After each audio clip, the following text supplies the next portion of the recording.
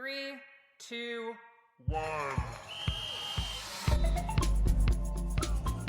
Welcome to Queen Stage. We're here to spotlight the athletes, stories, and action in women's cycling, giving the sport the attention it deserves. And we're going to do so with the quality, depth, and personality the sport demands. I'm Rosael Torres-Davis. I'm Betsy Welch. I'm Anna Maria Roque. And I'm Molly Hurford.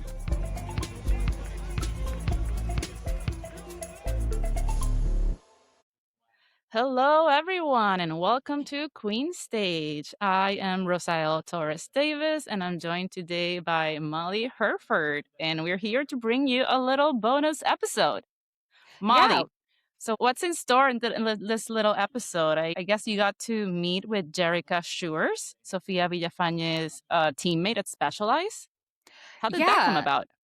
Well, I mean, in this world of cycling, we all know that there's 2 degrees of separation to virtually anyone in the cycling world, with the exception of like Wout van Aert. For some reason, can never get to him. Yes. Everyone else, there's just these weird, we were in Girona with this person, or we happened to be on a bike packing trip and then passed this person who happened to know this person who happened to know this person. So up here in my little town north of Toronto, our good friends had spent some time in Girona and happened to connect with Geerike Schreurs while they were there. And then it turned out that her fiance is actually from this area. So those two happened to come here after Unbound. I happened to be disc golfing with these friends that I've had for years, and they just invited me to go disc golfing and did not mention that she was coming. And this is like the week after Unbound, side note. They didn't mention it at all. And I show up and there is just this very tall, very imposing, amazing woman with this fabulous Dutch accent, just like ready to play some disc golf. Yes. I was just like, I had no idea you played disc golf. Are you any good? Clear. And was G any good? I do not play disc golf. Anything hand-eye coordination is not good. We actually we developed very different, distinct styles. Actually, we did have her on my other podcast, The Consummate Athlete, and we really dove into her I forget what we called it, something about like the Dutch backhand or something. She would just huck it as far as she could go with it and then figure out wherever it landed. And then I played the more reserved game of like gently tossing it. So a little bit more precision based, which is basically saying I can't throw a frisbee to save my life. So she won. As it turned out, I tied for last. So that's how that went. Well, G has such a commanding presence, right? And after listening to this little episode you recorded with her, she has a great voice. So please, everybody, like stay tuned to listen to the great voice of Geerike Schreurs and to listen like what went down at Unbound, because it also looked like she could have won the race herself, right? And also I forgot, like she came from being a soigneuse, right? And it was like Anna van der Breggen who like convinced her to get into cycling. But anyway, I don't want to spoil too much. Molly, should we get into it? People like, let's get into it. And everybody enjoy. Okay, so once again, I'm going to start this podcast with asking you to pronounce your own name because I'm very bad at it. Well, I don't blame you. Geerike Schreurs. Colloquially known, or by the commentators known as G. Schreurs. Exactly. We're getting there. I'm gonna get it by like the end of this. So I have to admit, I texted my fellow co-hosts from the Queen Stage, and I was like, "You all are gonna think I'm hallucinating when I say this, but I was just playing disc golf with G this weekend. And do you want to can we have her on the podcast for a little bit?" And they were all like, "Are you sure you're okay?" If I'm okay. Or if I was like actually like hallucinating. Oh, like that, yes. No, you're not. It's true. Yeah, okay. Sure, it's true, yeah. And you won, also, we should add, at disc golf. Oh, yeah, the disc golf, yes, Yeah. yes. Yeah. Which was, I can retire from that now because of my big one. Retire on top, yeah. Exactly. I mean, coming out, and really, like, that was obviously the highlight of your season so far. But beyond that, you also just finished second at Unbound, so big congrats on that. Thank you. I mean, how did that feel? Like taking that second at Unbound, like in fantastic sprint, really just exciting race to watch. How was it? No, it was great. And I mean, it was obviously a very hard race. And but I think for the team for sure went really, really well. For the men's side as well as the women's side and everything. And yeah, I was really excited for this race. I just really like Unbound, and I think everything what was important in the race went really well for me, and I prepared myself for it. I was a little disappointed in myself after the race, and still I think of course second is really, really good, but I feel like I left a little bit. I didn't give everything towards the end, maybe because I wasn't sure what to do. Maybe I didn't fully trust myself, didn't fully believe in myself, and I felt like I should have maybe attacked a little bit more to get away solo. But reflecting it back, easy to it is so reflection after. I know it's so easy to do that after, and at that moment you just cannot, or for whatever reason you cannot.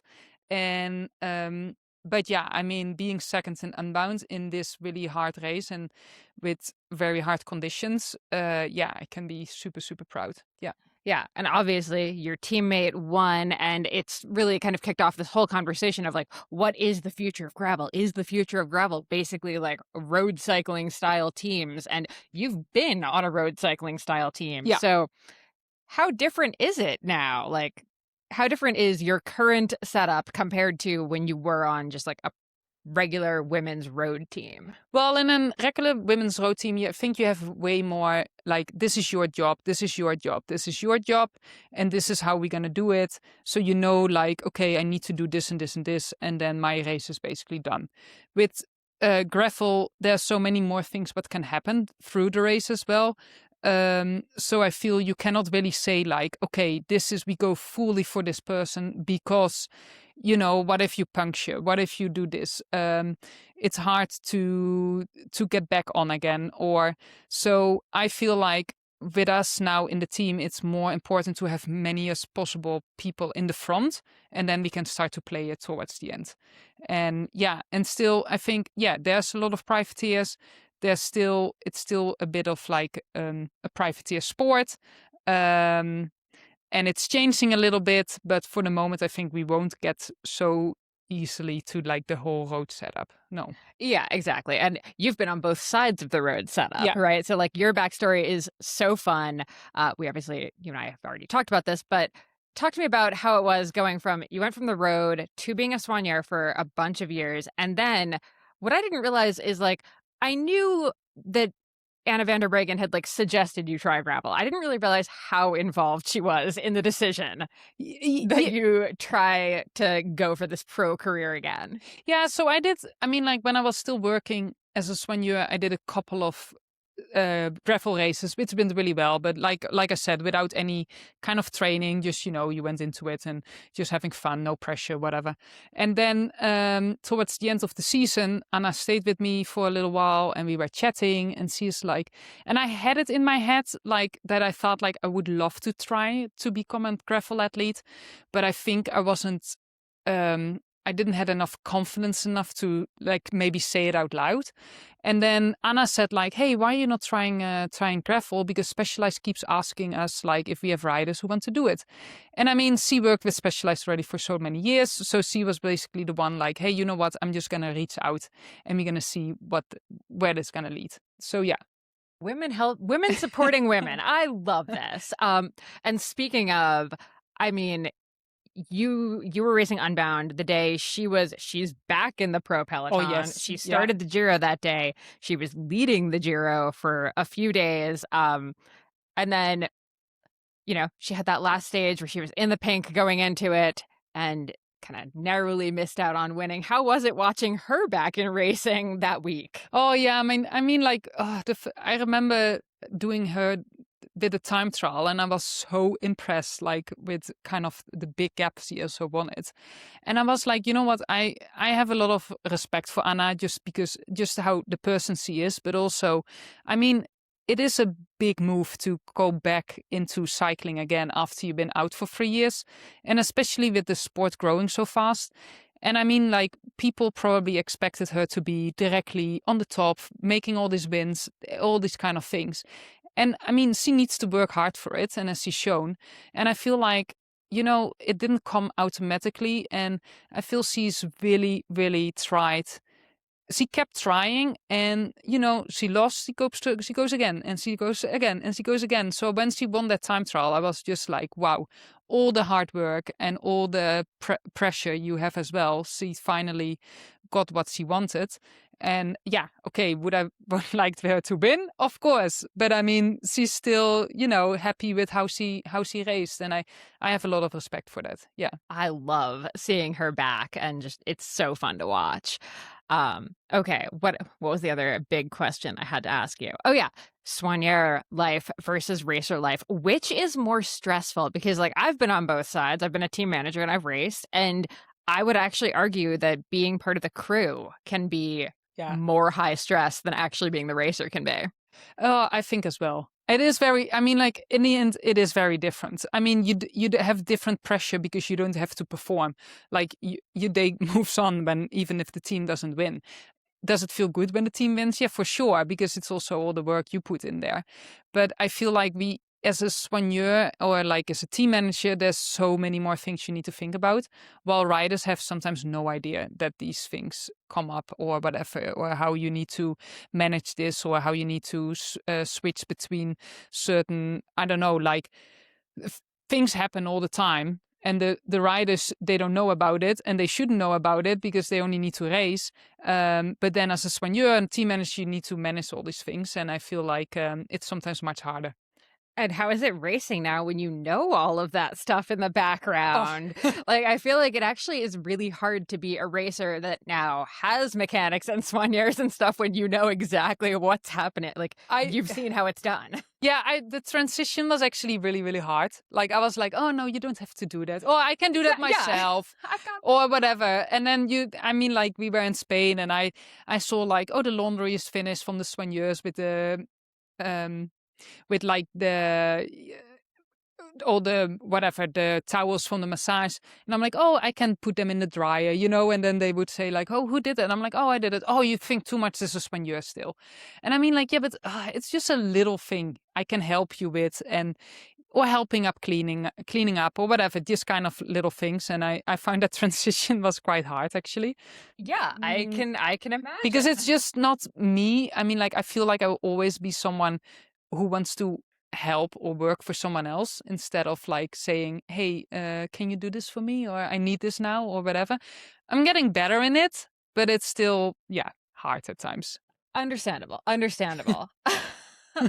Okay, what does the rest of your season look like? Because I feel like gravel is really interesting because there's so many directions that you can take it.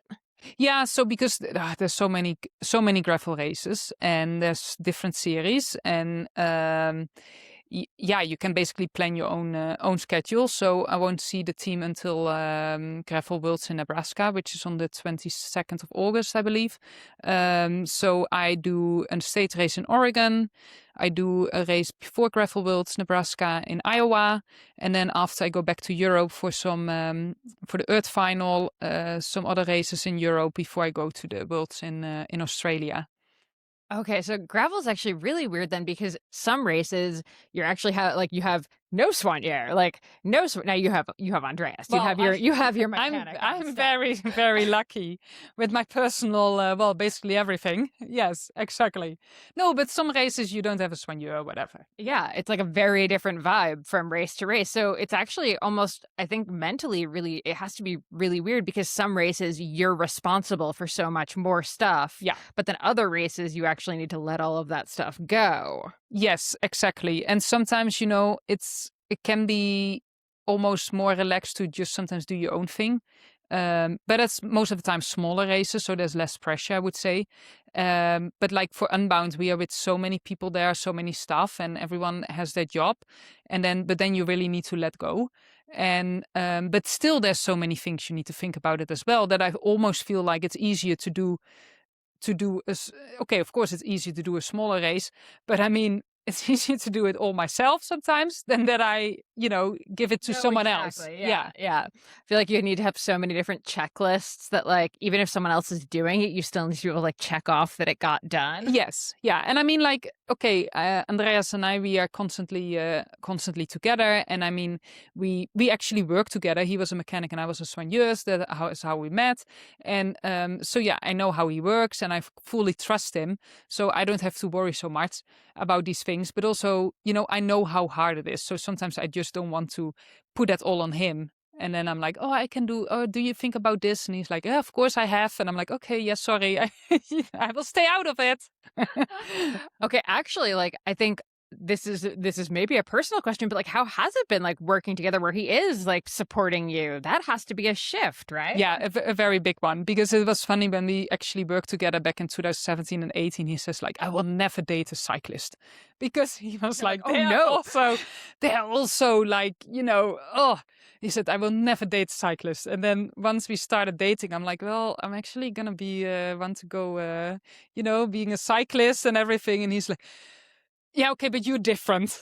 So because you've done that role. Like, exactly. You do not yes. take the and mechanic or staff for granted. Exactly. Yes, exactly. And no, it is, I mean, like, it is great. And it for sure really helps me this year, because he takes, even because we spend all the time together. So in training weeks as well. And he joins me in training sometimes. And which is great for me, because you're not constantly alone, or when I'm struggling, I have someone to talk to. But then I come back and he likes to make my recovery and my lunch and my dinner and he does a lot for me, which makes it, he's like, yeah, but you work so hard, so you need to rest. So it is great. And it is like, I don't suddenly have to think about my bike. While I used to do that in the last 2 years, I was my own mechanic, I was my own soigneur, I was my own manager, and now I have someone else who is helping me with that, and that's great. Oh, that's awesome. Now, two of your sponsors, SRAM and Silka, are both friends of the Queen Stage Women's Cycling Podcast. Oh, so that's awesome. Talk to us about what was your setup on your Unbound bike? Yeah, so I used the Explorer. It was a whole discussion about like, should we swap to the transmission because of the mud clearance because of the mud, like it's maybe more clearance in the cassette. But I was like, I feel confident on the Explorer. I like how the steps are a little bit closer to each other, so it works well for me. So I thought like, no, I leave it like it is. We had a chain catcher on it, which helps a lot, because I think some riders, they didn't have it and the chain came off, and it's just because of the mud, because it couldn't, the chain just couldn't stay on. That's nothing to do with SRAM or whatever. It was just the circumstances. For me, it worked really well. I really, really love SRAM, especially with also the little buttons on top of your shifters, because actually at one point my shifter didn't want to shift because of all the mud what was in there, but then you have always the backup with the little bliss finish on top of it. So and it's easy because I swap them, so then I can just do everything with one hand if I need to. So yeah, nice. And you had a wax chain from Silka, obviously, perfect for the wax. Yes, exactly. And yeah, we love it.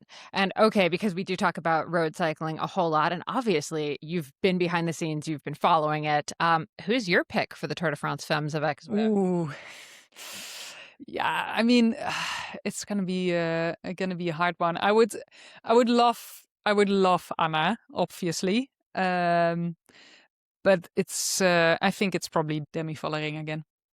Okay, yeah. I think it's a safe bet. Yes. Are there any like dark horse contenders where you could see it happen? Well, actually, what's Antonia, the one who got second? Yeah, Niedermeyer. Yes, Niedermeyer. I'm like, whoa, that's very impressive. So she might be also a good contender. Yeah. Excellent. Okay, where can people find and follow you?